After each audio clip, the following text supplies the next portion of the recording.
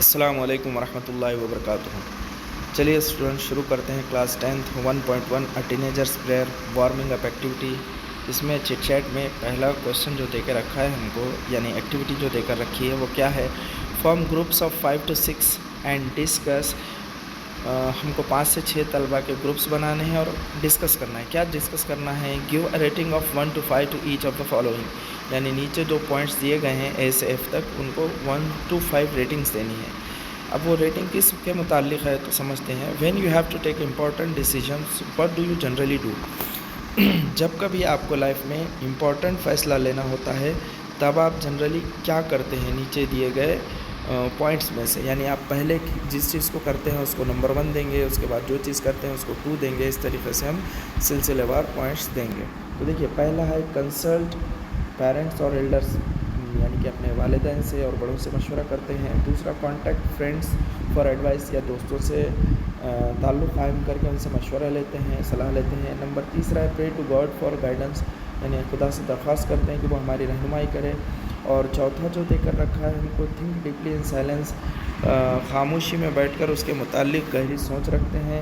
پھر چوتھا جو دے کر رکھا ہے ہم کو، پانچواں جو دے کر رکھا ہے ask your teacher for help, یعنی اپنے استاد سے مدد طلب کرتے ہیں۔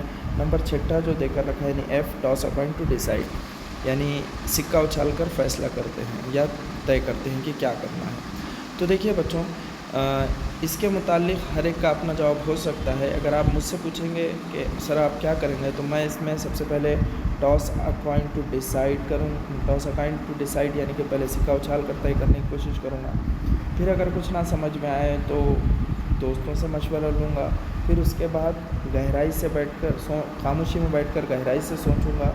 پھر اس کے بعد اپنے ٹیچرس کی ہیلپ طلب کروں گا۔ پھر اس کے بعد پیرنٹس سے یا اپنے بڑوں سے مشورہ کروں گا۔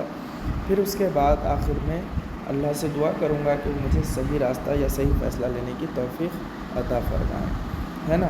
اب اس کو آپ اپنے حساب سے جو پہلے کرنا چاہتے ہیں وہ کریں گے، اور جو بعد میں کرنا چاہتے ہیں وہ بعد میں کریں گے، یعنی 1 to 5 کے حساب سے آپ اس کو پوائنٹس دے سکتے ہیں۔ تو چلیے آگے بڑھتے ہیں۔ دوسری جو ایکٹیویٹی دے کر رکھی ہے ہم کو اس وارمنگ اپ میں، وہ کیا ہے؟ تو دیکھیے پہلا جو اس میں دے کر رکھا، دوسرا جو دے کر رکھا ہے، in poetry very often there are lines in which the poet seems to talk directly to an absent person, an abstract idea or thing or object, یعنی شاعر اکثر کیا کرتا ہے نظموں کی لائن میں کچھ غیر حاضر انسان سے یا غائب انسان سے گفتگو کرتا ہے، یا تجریدی خیال چیز یا شے سے گفتگو کرتا ہے، یا غیر مرئی چیزوں سے گفتگو کرتا ہے۔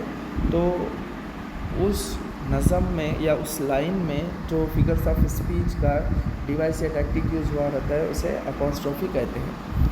تو ایگزامپل کے طور پر ہم کو دے کر رکھا ہے جیسے ٹوئنکل ٹوئنکل لٹل اسٹار، اب یہاں تاروں سے گفتگو کی جا رہی ہے تو تاروں کو تو ہم چھو نہیں سکتے، بہت دور ہے۔ اور ڈیتھ ویر از تھا اسٹنگ، پھر اور ایک ایگزامپل دے کے رکھا O cure man I wish I could live with you, یعنی کہ اب غارب کے طور کے انسان سے خواہش کی جا رہی کہ کاش کہ ہم تمہارے ساتھ جی سکتے، تو ایسا ہونا پاسبل نہیں ہے۔ اب ہم کو اس میں کیا کرنا ہے؟ ناؤ کمپلیٹ دا فالوئنگ، یعنی نیچے دیے گئے ایگزامپلس کو کمپلیٹ کرنا ہے۔ Creating examples of apostrophe of your own, جس کی وجہ سے کیا ہو کہ اچھے سے ایگزامپلس تیار ہو اپوسٹروفی کے۔ تو چلیے کرتے ہیں مکمل۔ دیکھیے میں نے یہاں پہ چھوٹے چھوٹے ایگزامپلس لینے کی کوشش کی ہے، آپ اس کو اپنے طریقے سے اور بھی اچھے اچھے سینٹینسز بنا سکتے ہیں۔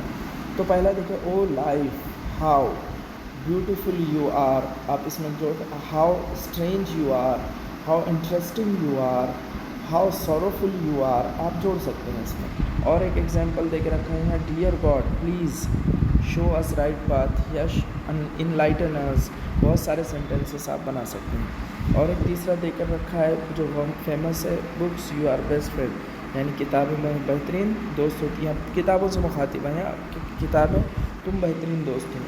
اس کے بعد ایگزامس، ہر اسٹوڈنٹ کی خواہش ہوتی ہے I wish you did not exist, امتحانات کاش کہ تم نہ ہوتے لیکن ہوتے ہیں، جس کا ہم کو مقابلہ کرنا پڑتا ہے۔ اور لاسٹ دے کر رکھا ہوا ہے، او یو بیوٹیفل اسکائی، اے خوبصورت آسمان، ویئر از یور لمٹ، تمہاری حد کہاں تک ہے۔ یہ ایگزامپل سے اپوسٹروفی کے آپ اور بھی اچھے محنت کر کے سینٹینسز بنا سکتے ہیں۔ یا اپنے استاد کی مدد سے لکھ سکتے ہیں۔ تو دیکھیے یہ تو تھا فگرس آف اسپیچ میں اپوسٹرافی، لیکن ایک اور اپوسٹرافی ہوتا ہے جو کہ پنکچویشن میں ہوتا ہے۔ اس کے بھی بیسیکلی دو استعمال ہوتے ہیں۔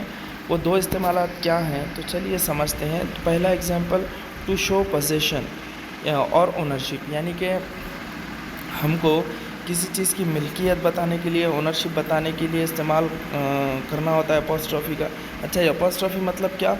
کاما ہی ہوتا ہے لیکن اوپر دینا ہوتا ہے۔ جیسے دیکھیے یہاں پہ ایگزامپل فادرز شو یعنی والد کا جوتا، اس کے بعد کاؤز ملک یعنی گائے کا دودھ، چلڈرنس وائس بچوں کی آواز، کارس ڈورس یعنی کاروں کے دروازے۔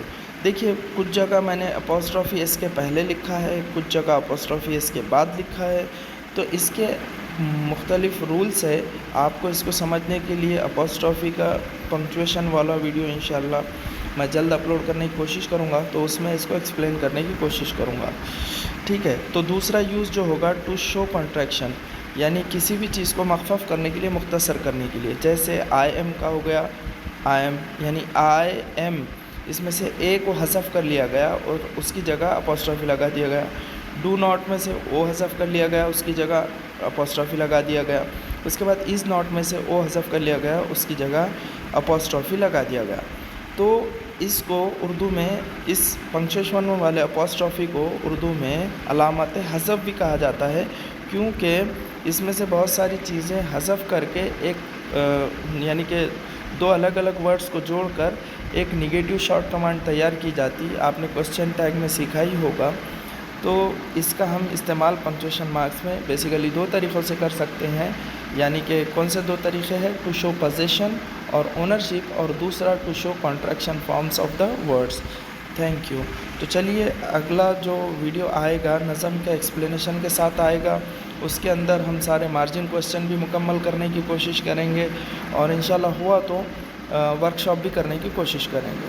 تھینک یو، دیکھتے رہیے انصاری اکیڈمی۔